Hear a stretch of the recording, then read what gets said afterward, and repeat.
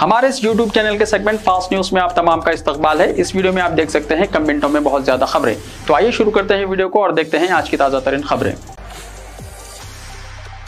सिरसिला में बस दरख्त से टकरा गई, कई मुसाफिर जख्मी। तेलंगाना के राजन्ना सिरसिला जिले में पेश आए सड़क हादसे में 22 मुसाफिरीन मामूली जख्मी हो गए। यह हादसा जिले के पद्मानगर गांव में उस वक्त पेश आया जब आरटीसी बस के ड्राइवर ने अपना तवाजुन खो दिया और ये बस सड़क के किनारे दरख्त से जाकर टकराई। ये तेलंगाना आरटीसी की बस सिद्दीपेट से वेमुलवाड़ा की सिफ्त सुबह के औकात में जा रही थी। मुसाफिरीन ने इल्जाम लगाया कि ड्राइवर की लापरवाही के नतीजे में यह हादसा पेश आया। इस हादसे के वक्त बस में 35 मुसाफिरीन सवार थे। इस हादसे में कोई जानी नुकसान नहीं हुआ, बल्कि 22 लोग मामूली तौर पर जख्मी हुए। पुलिस मसरूफ तहकीकात है।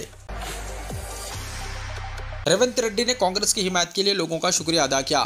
तेलंगाना के चीफ मिनिस्टर रेवंत रेड्डी ने रियासत के लोगों की हिमायत के लिए शुक्रिया अदा किया और कहा कि अवाम ने कांग्रेस के 100 दिन के इख्तिदार को पसंद किया है। मिस्टर रेड्डी ने चारशंबे को अपनी रिहाइशगाह पर मीडिया से बात करते हुए कहा कि असेंबली इंतखाबात के मुकाबले में पार्लिमानी इंतखाबात में कांग्रेस के वोट फीसद में इजाफा हुआ है, जिससे इसके एजेंडे को अवामी हिमायत का इशारा मिलता है।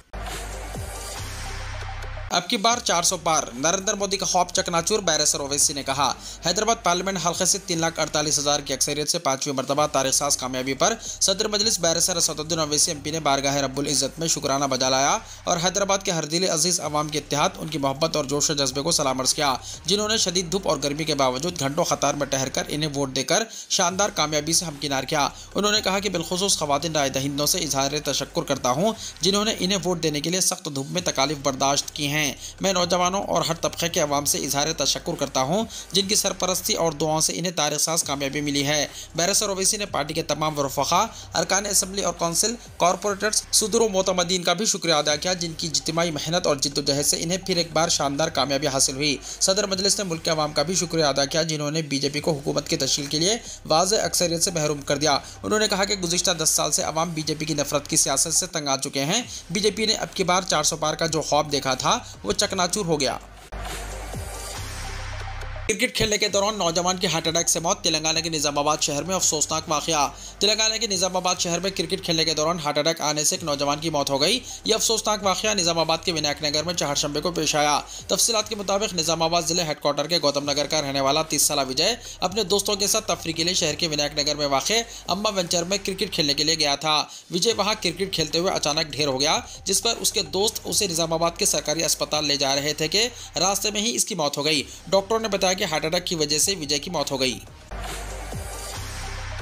बीआरएस की शिकस्त, बड़ा धक्का, केटीआर का रद्द-ए-अमल। बीआरएस के वर्किंग प्रेसिडेंट केटीआर ने लोकसभा इंतखाबात में रियासत तेलंगाना से बीआरएस का खाता ना खुलने पर अफसोस का इजहार करते हुए कहा कि नताइज बीआरएस के लिए मायूसकुन साबित हुए, ताहम इससे बीआरएस के डर को फिक्रमंद होने की जरूरत नहीं। बीआरएस दोबारा तेजी से उभरेगी। लोकसभा के नताइज की जराई के बाद सोशल मीडिया के प्लेटफॉर्म एक्स पर रद्द-ए-अमल का इजहार करते हुए केटीआर ने कहा कि टीआरएस की तश्कील से गुज़िश्ता 24 साल पार्टी ने कई उतार चढ़ाव देखे हैं, जिसमें अलहदा तेलंगाना रियासत की तश्कील पार्टी की सबसे बड़ी कामयाबी और एजाज़ है। 2014 के असेंबली इंतखाबात में 119 के मिनजुमला 63 असेंबली हल्कों पर कामयाबी हासिल करते हुए टीआरएस ने अलहदा तेलंगाना रियासत में पहली हुकूमत तश्कील दी थी। 2018 के असेंबली इंतखाबात में 119 के मिनजुमला 88 असेंबली हल्कों पर कामयाबी हासिल की थी। साल 2023 के असेंबली इंतखाबात में 119 के मिनजुमला 39 असेंबली हल्कों पर कामयाबी हासिल की थी और साल 2024 के लोकसभा इंतखाबात में पहली मरतबा पार्टी अपना खाता खोल नहीं पाई। ये पार्टी के लिए नुकसानदेह जरूर है, मगर इससे पार्टी के डर को हरगिज मायूस और परेशान होने की जरूरत नहीं है। बीआरएस पार्टी दोबारा तेजी से उभरेगी और अवामी तवक्कुआत की तकमील के लिए जिद्दोजहद करती रहेगी।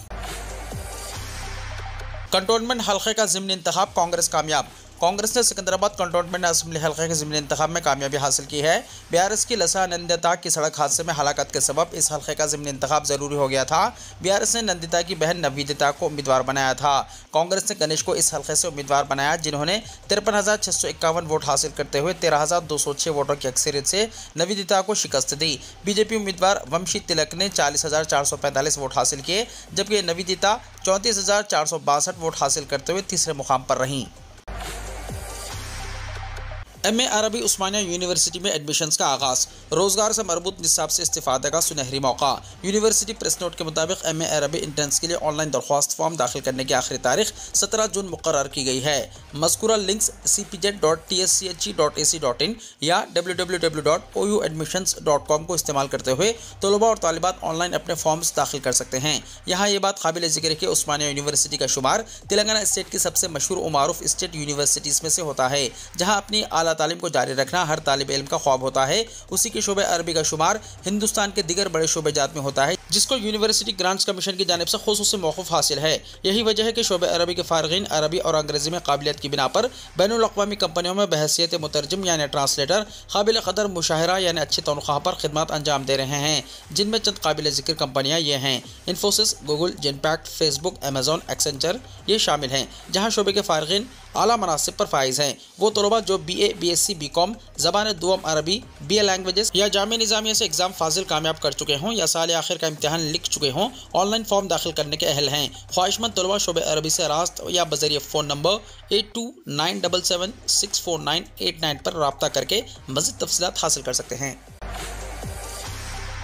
नई पार्लियामेंट और काबीना की तश्कील, मौजूदा वज़ीर-ए-आज़म नरेंद्र मोदी ने इस्तीफ़ा दिया। वज़ीर-ए-आज़म नरेंद्र मोदी ने चहारशंबे को सदर द्रौपदी मुर्मू से मुलाकात की और वज़रा की कौंसिल के साथ अपना इस्तीफ़ा पेश किया। सदर ने इस्तीफ़ा कबूल कर लिया और नरेंद्र मोदी और वज़रा की कौंसिल से दरख्वास्त की कि वो नई हुकूमत के क़याम तक ओहदे पर बरकरार रहें। इससे पहले वज़ीर-ए-आज़म नरेंद्र मोदी की क़यादत में चहारशंबे को वज़ीर-ए-आज़म की रिहाइशगाह पर हुई मरकज़ी काबीना की आखिरी मीटिंग में सदर से 17वीं लोकसभा को तहलील करने की सिफारिश करने का फैसला किया गया था। इसके बाद वज़ीर-ए-आज़म मोदी राष्ट्रपति भवन पहुंचे और सदर द्रौपदी मुर्मू को अपना और अपनी काबीना का इस्तीफा पेश किया। तरीक़ेकार के मुताबिक सदर ने इन्हें नई हुकूमत के क़याम तक ओहदे पर बरकरार रहने को कहा। 1 या 2 दिन के अंदर इलेक्शन कमीशन लोकसभा इंतखाबात के नताइज की हतमी फहरिस्त सदर जमहूरिया को भेजेगा, जिसके साथ इंतखाबी अमल की तकमील के बारे में मालूमात भी दी जाएगी, जिसके साथ ही नई हुकूमत की तश्कील का अमल शुरू हो जाएगा। सबसे बड़ी पार्टी बीजेपी और NDA इत्तेहाद की वाज़ेह अक्सरियत के साथ ये यकीनी है कि वज़ीर-ए-आज़म नरेंद्र मोदी अपनी तीसरी मुद्दत के लिए हलफ लेंगे। 17वीं लोकसभा की मुद्दत 16 जून को खत्म हो रही है।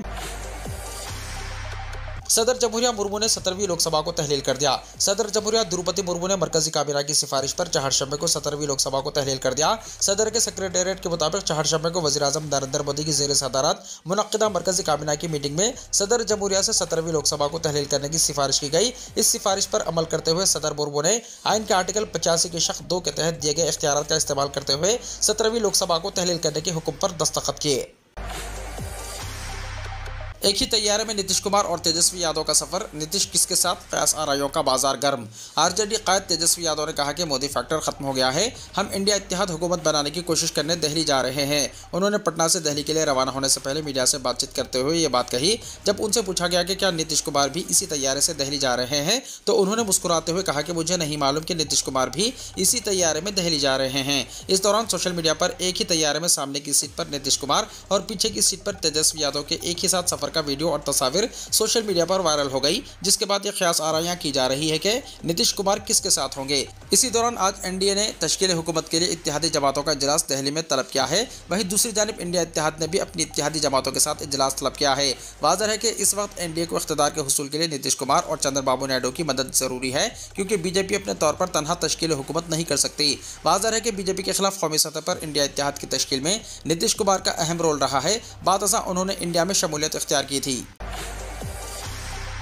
इंडिया अलायंस सरकार बनाएगा या नहीं, जानिए मीटिंग में क्या हुआ फैसला। लोकसभा इंतखाबात के नताइज आने के बाद NDA ने हुकूमत बनाने की तैयारी शुरू कर दी है। पार्लिमानी पार्टी का इजलास बुलाया गया है ताकि लीडर का इंतखाब किया जा सके। वहीं दूसरी तरफ इंडिया अलायंस ने भी एक अहम मीटिंग की। सभी पार्टियों के लीडरान दिल्ली पहुंचे। तकरीबन 2 घंटे की मीटिंग के बाद इंडिया अलायंस ने अहम फैसला किया। इत्तेहादी लीडरों ने वाज़ेह किया कि वो अभी हुकूमत बनाने के हक में नहीं है और दावा पेश नहीं करेंगे। ज़राए के मुताबिक मीटिंग में फैसला किया गया है कि इंडिया अलायंस फिलहाल मखलूत हुकूमत बनाने की कोशिश नहीं करेगा। ठोस हिमायत मिलने की सूरत में मुस्तकबिल में इस पर गौर किया जाएगा। लोकसभा इंतखाबात में इंडिया अलायंस को सिर्फ 234 सीटें मिली हैं और वो अक्सरियत से 38 सीटें दूर हैं। दीगर जमातों से बातचीत के बाद इत्तेहाद के रहनुमा अक्सरियत के लिए मतलूबा एदाद शुमार हासिल करने में कामयाब होते नजर नहीं आए, इसलिए अपोजिशन में बैठने का फैसला किया है। काबिल जिक्र है कि इलेक्शन कमीशन ने तमाम 543 लोकसभा सीटों के नताइज का ऐलान कर दिया है। भारतीय जनता पार्टी यानी बीजेपी की ज़ेर क़यादत कौमी जमहूरी इत्तेहाद यानी NDA को 292 सीटों के साथ वाज़ेह अक्सरियत हासिल है, जबकि इंडिया ब्लॉक ने भी तकरीबन 234 सीटें हासिल की हैं। वहीं दीगर जमातों को मजमूई तौर पर 17 सीटें मिली हैं। मोदी की रिहाइशगाह पर NDA की अहम मीटिंग। लोकसभा इंतखाबात में अक्सरियत हासिल करने के बाद कौमी जमहूरी इत्तेहाद यानी NDA की इत्तेहादी जमातों की एक अहम मीटिंग चहारशंबे को यहाँ लोक कल्याण मार्ग पर वाक़े वज़ीर-ए-आज़म नरेंद्र मोदी की रिहाइशगाह पर हो रही है। मिस्टर मोदी की सदारत में होने वाली मीटिंग में इत्तेहाद की दूसरी सबसे बड़ी इत्तेहादी पार्टी तेलुगु देशम पार्टी के leader N Chandrababu Naidu, Janata Dal UK Nitish Kumar, लोक जनशक्ति पार्टी LJP के चिराग पासवान, रामविलास और इत्तेहाद की जमातों के कायदीन शरीक हैं। नीट एग्जाम के रिजल्ट्स जारी, 67 उम्मीदवारों को मिला कौमी सतह पर पहला रैंक, 7 मुस्लिम तलबा भी शामिल। MBBS और दीगर अंडर ग्रेजुएट मेडिकल कोर्सेस में एडमिशन के लिए मुनक्किदा नीट एग्जाम के नतीजे जारी हो गए। नेशनल टेस्टिंग एजेंसी ने 5 जून को नीट यूजी नतीजा 2024 का ऐलान किया। एग्जाम के लिए कुल 24,06,079 उम्मीदवारों ने रजिस्टर किया, जिनमें से 23,33,297 ने शिरकत की। नेशनल टेस्टिंग एजेंसी यानी NTA ने 5 मई 2024 इतवार को 24 लाख से ज्यादा उम्मीदवारों के लिए कौमी अहलियत के साथ दाखिला टेस्ट यूजी का इनेकाद किया। ये एग्जाम हिंदुस्तान के 571 शहरों में फैले हुए 4,750 मराकज़ में 13 ज़बानों में मुनक्किद किया गया था। दिलचस्प बात यह है कि इस साल नीट यूजी में रिकॉर्ड तोड़ 66 तलबा ने टॉप किया। सभी ने 99.99712 का परसेंटाइल स्कोर किया। कौमी सतह पर 66 उम्मीदवारों को 720 में 720 स्कोर करने पर कौमी सतह पर मुश्तरका तौर पर पहला रैंक दिया गया। इन 66 उम्मीदवारों में 7 मुस्लिम उम्मीदवार भी शामिल हैं, जिनमें 4 लड़कियां और 3 लड़के शामिल हैं, जिनकी तफसीलात इस तरह है। सैयद आरिफिन यूसुफ M तमिलनाडु, मुज़य्यन मंसूर बिहार, चांद मलिक त्रिपुरा, कहकशां परवीन झारखंड, अमाइमा मलबारी महाराष्ट्र, आमिना आरिफ कड़ीवाला महाराष्ट्र, इरम काजी राजस्थान। व्हाट्सएप की वॉइस कॉल के मुतालिक नए फीचर की आजमाइश। Instant messaging application WhatsApp Android सार्फिन को हासिल वॉइस कॉल सहूलत में कई नए फीचर मुतारिफ कराने जा रही है। व्हाट्सएप बीटा इन्फो के मुताबिक नई अपडेट के बाद ऐप पर कॉल मौसूल होते वक्त कॉल करने वाले की तस्वीर पूरी स्क्रीन पर देखी जा सकेगी। मुतारिफ कराए जाने वाले दीगर फीचर्स में से एक में कॉल विंडो पर ऊपर की जानिब कुछ आइकॉन दिए जाएंगे, जिससे सार्फिन कॉल विंडो को छोटा या रवाबित की फहरिस्त से दीगर अफराद को कॉल में शामिल कर सकेंगे। एक और फीचर के तहत स्क्रीन पर नीचे की जानिब दिए गए पैनल में मज़ीद ऑप्शन शामिल किए जाएंगे। फिलहाल ये फीचर्स एंड्रॉइड के बीटा वर्जन में ज़ेर आजमाइश हैं और तमाम सारिफिन के लिए इनका इजरा जल्द मुतवक्को है। कंपनी की जानिब से ताहम किसी हतमी तारीख का ऐलान नहीं किया गया है। उड़ीसा के वज़ीर आला नवीन पटनायक ने दिया इस्तीफा, 24 साल हुक्मरानी का सूरज गुरूब, अब बीजेपी बनाएगी हुकूमत। एक तरफ बीजेपी मरकज़ में हुकूमत साजी से मुतल्लक सरगर्मियों में मसरूफ़ है और दूसरी तरफ उड़ीसा में भी बीजेपी के लिए हुकूमत बनाने का रास्ता साफ हो गया। उड़ीसा असेंबली इंतखाब में BJD की शिकस्त के बाद वज़ीर आला नवीन पटनायक ने अपने ओहदे से आज इस्तीफा दे दिया। उन्होंने गवर्नर रघुवर दास को अपना इस्तीफानामा सौंप दिया है और इसके साथ ही उड़ीसा में BJD की 24 साल हुक्मरानी का सूरज भी गुरूब हो गया। काबिल जिक्र है कि उड़ीसा असेंबली में 147 सीटें हैं, जिनमें से BJD को महज 51 सीटों पर कामयाबी मिली। बीजेपी ने 78 सीटों पर फतेह हासिल की है, जो कि हुकूमत साजी के लिए जरूरी 74 सीटों से ज्यादा है। इन दोनों पार्टियों के अलावा कांग्रेस को 14 सीटों पर, CPM को 1 सीट पर और आज़ाद उम्मीदवारों को 3 सीटों पर कामयाबी हासिल हुई है। हैरत अंगेज बात यह है कि BJD को असेंबली इंतखाब ही नहीं, लोकसभा इंतखाब में भी मायूसी का सामना करना पड़ा है। उड़ीसा की 21 लोकसभा सीटों में से एक 20 सीट पर नवीन पटनायक की पार्टी को कामयाबी नहीं मिली है। 20 सीटों पर बीजेपी ने और 1 सीट पर कांग्रेस ने कब्जा जमा लिया है, यानी लोकसभा में अब BJD का कोई भी लीडर मौजूद नहीं होगा। वाज़ेह है कि नवीन पटनायक सन 2000 में पहली मरतबा उड़ीसा के चीफ मिनिस्टर बने थे। इसके बाद लगातार 24 सालों तक वो उड़ीसा के वज़ीर आला ओहदे पर फायज रहे। सिक्किम के पवन कुमार चापलुंग के बाद नवीन पटनायक दूसरे ऐसे वज़ीर आला हैं जो 24 सालों तक वज़ीर आला ओहदे पर बरकरार रहे। उड़ीसा के वज़ीर आला बनने से पहले वो BJD सदर और मरकजी वज़ीर भी रह चुके हैं। बंगाल के किले पर ममता ने अपने बलबूते पर जीत बरकरार रखी, बीजेपी की हिकमत अमली काम न आई। मगरबी बंगाल की वज़ीर आला ममता बनर्जी ने एक बार फिर लोकसभा इंतखाबात में अपना सियासी तजुर्बा साबित किया है। उन्होंने न सिर्फ बीजेपी का खौफ चकनाचूर कर दिया, बल्कि बगैर किसी इत्तेहाद के बंगाल का खिला भी अपने बलबूते पर बरकरार रखा। तृणमूल ने रियासत की 42 लोकसभा सीटों में से 29 पर कामयाबी हासिल की है। पार्टी ने पिछली बार बीजेपी को 18 सीटों से पीछे धकेलकर इसे 12 सीटों तक ही महदूद कर दिया। बीजेपी को 39% से भी कम वोट मिले। हालांकि दीदी ने जीत का सेहरा रियासत के अवाम को दिया और इंतखाबी नतायज को बंगाल के मुखालिफिन का अवाम का ठेंगा करार दिया। लेकिन इसमें कोई शक नहीं है कि ममता का सियासी करिश्मा उनके हामियों के एतमाद को बरकरार रखने में ज्यादा काम आया। इमसाल अय्याम हज में मौसम इंतहाई गर्म रहने की तवक्को। सऊदी अरब में मौसमियात के कौमी मरकज़ के CEO ऐमन गुलाम ने प्रेस ब्रीफिंग में इस साल अय्याम हज के दौरान मुतवक्को मौसमी हालात के बारे में बताया है। अल अखबारिया के मुताबिक उन्होंने कहा कि इस साल अय्याम हज में मुशायर मुक़द्दसा में ज़्यादा से ज़्यादा दर्जा हरारत 45 से 48 सेंटीग्रेड के दरमियान रहने का इम्कान है। हज मुकामात पर दिन के वक्त मौसम तेज़ हवाओं के साथ इंतहाई गर्म रहने की तवक्को है, जिससे खुले इलाकों और शाहराहों पर गर्द गुबार और रेत के तूफान भी आ सकते हैं। हवा की रफ्तार 10 से 35 किलोमीटर फी घंटे तक रहने का इम्कान है। इलाहाबाद कौमी मौसमियाती मरकज़ के डायरेक्टर अरजान जम्बक ने कहा है कि आइंदा साल मौसम गर्मा का आखिरी हज सीज़न होगा। इसके बाद 8 साल हज सीज़न मौसम बहार में, बाद अज़ां 8 साल हज सीज़न मौसम सरमा में आएगा। दरियास्तान सऊदी अरब के कौमी मरकज़ बराए मौसमियात के जनरल सुपरवाइज़र अब्दुल अजीज़ अल हरबी ने कहा है कि हज सीज़न के लिए तमाम तैयारियां मुकम्मल कर ली गई हैं। सबक के मुताबिक मक्का मुकर्रमा में प्रेस कॉन्फ्रेंस से खिताब करते हुए मौसमियात के जनरल सुपरवाइज़र ने मज़ीद कहा है कि इस साल हज अय्याम के दौरान मुशायर मुक़द्दसा मक्का मुकर्रमा और मदीना मुनव्वरा छिंदवाड़ा में बारिश का इम्कान 50 से 60% हो सकता है। मौसमी हालात से बाखबर रहने के लिए कौमी मरकज़ बराए मौसमियात की जानिब से मुशायर मुक़द्दसा के मुख्तलिफ मुकामात पर जदीद तरीन और हुस्सास रडार सिस्टम नस्ब किए गए हैं, जिनमें मुतहर्रिक रडार भी शामिल है।